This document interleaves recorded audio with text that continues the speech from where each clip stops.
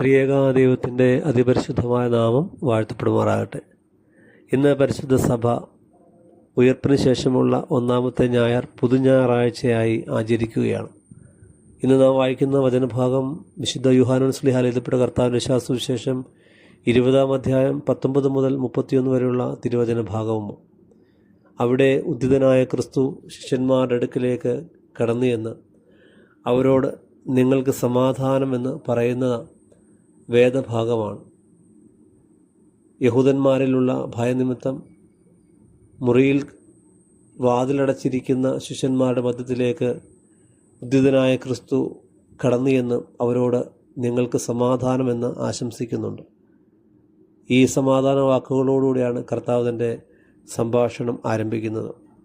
പുതിയ നിയമചരിത്രം പരിശോധിക്കുമ്പോഴും അതിൻ്റെ ആരംഭത്തിൽ ഇതേ സന്ദേശം നമുക്ക് കാണാനായിട്ട് സാധിക്കും. ഗബ്രിയേൽ മാലാഖ കന്യകമറിയാമിൻ്റെ അടുക്കിലേക്ക് മശിഹായുടെ ജനനത്തെപ്പറ്റിയുള്ള അരുളപ്പാട് നൽകുമ്പോഴും കൃപ നിറഞ്ഞവളെ നിനക്ക് സമാധാനം എന്ന സന്ദേശത്തോടുകൂടിയാണ് ആ സംഭാഷണവും ആരംഭിക്കുക.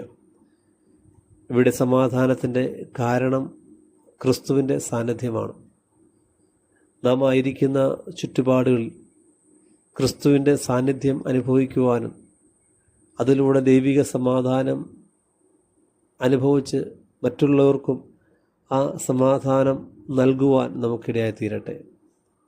സമാധാനമില്ലാതെ അലയുന്ന ആധുനിക മനുഷ്യൻ ദൈവ സാന്നിധ്യത്തിൽ നിറഞ്ഞുകൊണ്ട് ഒരു പുതിയ ആത്മാവ് പ്രാപിച്ച് സമാധാനം അനുഭവിക്കുവാനുള്ള ആഹ്വാനമാണ് പുതു ഞായറാഴ്ച നമുക്ക് നൽകുന്ന സന്ദേശം.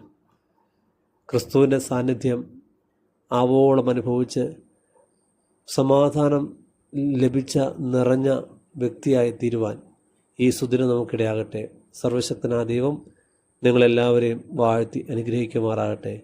ആമേൻ.